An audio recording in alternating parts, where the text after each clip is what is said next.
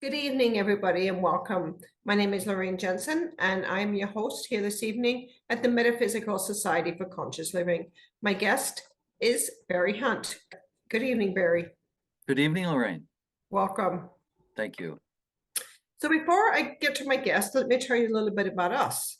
The Metaphysical Society for Conscious Living is open to those seeking community, connection, personal and spiritual development, and offers an opportunity to feel connected and empowered by providing educational seminars, workshops, podcasts, and conferences. My guest today is Barry Hunt. And Barry will be speaking on the topic of the calling on March 21st at the Unitarian Fellowship Hall at 595 Townsite Road. The event begins at 7 o'clock. If you listen, as you listen today and you watch our conversation, if you are inspired to come and join us that evening, we'd love to meet you. And if you have friends that you'd like to bring, share this podcast with them and bring them along that night. Okay, so let me tell you a little bit about Barry. Barry Hunt is a local poet and a mystic who speaks on the subject of the calling and how we are called to do the work we do, how we are called to share our gifts. He will share his experience with the calling and how it inspires his writing. He will share his realization about the importance of listening so that we can hear what we are meant to do. I look forward to hearing about that. He will share poems that reflect how the calling has given his life direction, meaning, and purpose. After his presentation, he will lead us in discussion regarding the role that listening has in our calling and how our calling gives our lives direction, meaning, and purpose. I'm looking forward to that.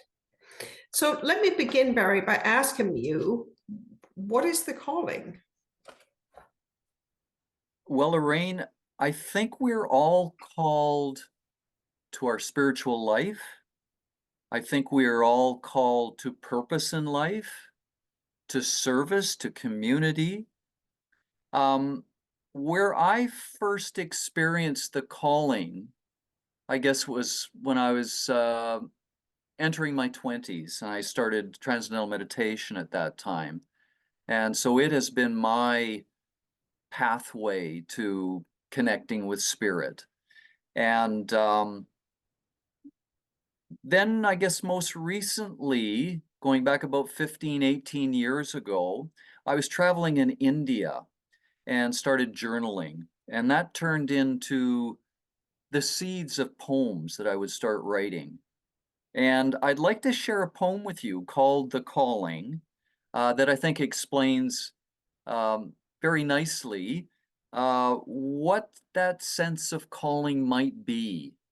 Okay. And I'll share that, and then I'd like to just add one other point about hopefully how this will resonate with the audience on March 21st. Okay, let's hear it. The Calling. There comes a time when the calling is so urgent that you have to drop everything you are doing. There rarely is a plan. You simply start walking towards the horizon. It may be a mountaintop or the seashore, but you find some place where you can listen intently. At first, it may be no more than the wind rustling through the trees or the waves lapping at the shore. But then the dawn breaks, and you hear a voice rising from within, a voice perfectly clear, a voice you have been longing to hear. So my hope and expectation for the 21st is that I have clarity around sharing with the audience how the calling unfolded in my life, specific to my writing process. And my hope is that the audience will find something in my story that helps them with the calling that is unfolding in their life. And we'll have a break halfway through the evening and then open the evening up for discussion. I have a few themes to guide that discussion. Wonderful. Yeah. Wonderful. So I've done a lot of self-development work and a lot of work over the years. And I have a calling based on the specific program that I went to. And so is your calling identified or is it the calling? And what do you mean by the calling? So, okay, my calling, I am called to inspire people to stand in their greatness. Yes. So that is what I am called to do. Yep. And I will sometimes be driving down the road and somebody goes to cut me off and I realize I'm not in my calling. And and then I say, oh yeah, I remember now. I'm inspired to I'm here to inspire people to stand in their greatness. And so, I have things that I do. I imagine that everybody has a sticker on their forehead that says "Make me feel special." That's It's a perfect. strategy for my calling. So what I'm asking you is that is your calling, is it specified as to who you are? The way it looks like for me, and I can't speak for what it might look like for someone else, but I'm hoping again, as I mentioned earlier, that my sharing will help people identify the calling, what it looks like for them. For me, and again, this is relevant in that evening's talk, it's going to be relevant to my writing. And for me, at this stage in my life, I'm retired now, and I have this wonderful opportunity just to devote my time and energy to what I love most. And for me, writing is, especially poetry, it's a vehicle of self-reflection, self-inquiry. Mhm. And so for me, if I'm going for a walk in nature, that seems to be the trigger for me, being out in nature, is I will just notice that something comes to my mind that's relevant to my situation at that time, what I'm going through in my life. And over the matter of about, or the course of about maybe a few days, that will get fleshed out into some poem. And that will just come to me. Like often for me, my process is that around 4 o'clock in the morning, I will, and 4 o'clock is a powerful time in the morning. I like thinking of it as a liminal time. So it's this space between Yes, sleeping and waking where there's some awareness there. And often I'll have lines of poetry that'll just come to me. wonderful.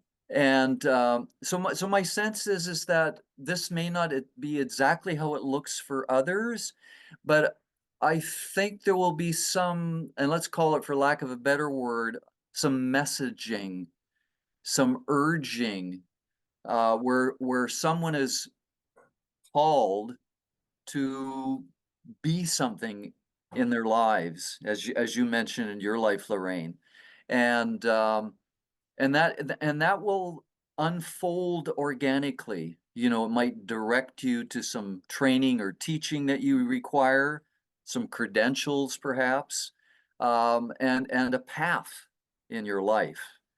And that may look differently for everyone. Absolutely. And so I'm going to ask you, Yeah. I'm pretty sure I know what the answer is, but want to ask you about the listening part.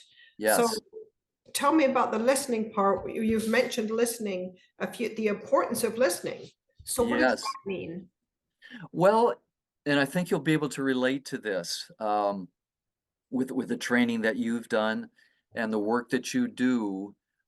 Sometimes our biggest obstacle is ourselves, and Hmm. so it's Not getting, sometimes. yeah, yeah, maybe all the time.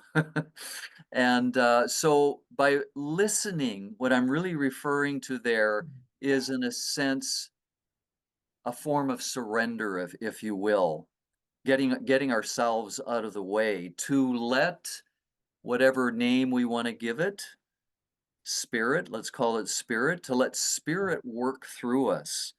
And and I think in my reading of other writers and artists and musicians, I've heard that referenced a number of times. It's about getting out of the way.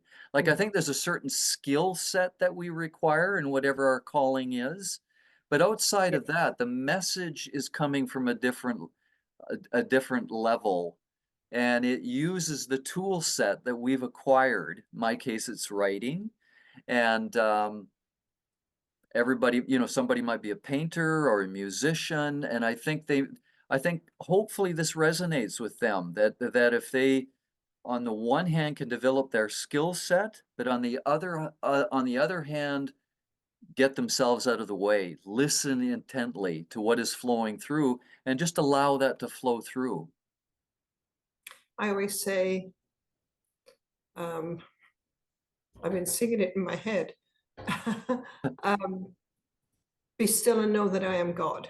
Yes, beautiful. So Yeah, I'm holding a rock, and so going to unity, this was my word for the year, here, because right. here is the new high. Yeah, I beautiful. heard, yes, and I love that. Yeah, I heard it, but I'm like, I'm taking that on, like just to be quiet, and we know the answers. yeah, We yeah, we know the do. answers. Yeah, And we know what we're meant to do. And I really do believe that my calling, or what I'm meant to do here on earth, the gift I'm meant to bring, the gift I'm meant to give, is it shows up in my everyday life. yes. And yet I pretend it's not there because it's so scary and overwhelming for some. Mhm. We'll Yeah, see. and again, it's a part of the process, right? Absolutely it It is. because ego comes into play, ego wants to have a voice, and, it may feel frightened, when it doesn't have a chance to voice. So it's just the unfolding of being as open as we can be, and just letting whatever it is we are meant to do, allowing that to flow in whatever direction it might through our lives. And it'll show up in everything we do. It does. Yeah, It does. yeah. Wow, I'm really looking forward to that evening, Barry. Thank you. You're And welcome. Thank you. before we wrap up, I Mhm. just want to ask you if you have any upcoming events going on that we can talk about this evening and have people know about as they listen to our podcast. Sure. Thank you for asking. So I do seasonal workshops on kind of the theme for each season. So spring, summer, fall, winter, and information about that can be found on my website, focusonhappiness.com. There's Love information it. about the workshops I offer, and that'll be up there. Okay, well, thank you. So that brings us to the end of our little chit chat this evening. And I'm really looking forward to being there. And I love the opportunity to do the podcast because I get one-on-one time with our speakers. So I feel very grateful. And so Barry will be speaking on March the 21st at the Unitarian Fellowship Hall at 595 Townsite Road in Nanaimo at 7 o'clock. So thank you, everybody, for listening. Thank you, Barry, for joining me this evening, and I look forward to seeing you there. Looking forward to seeing you on the 21st. Okay, good night. Good night.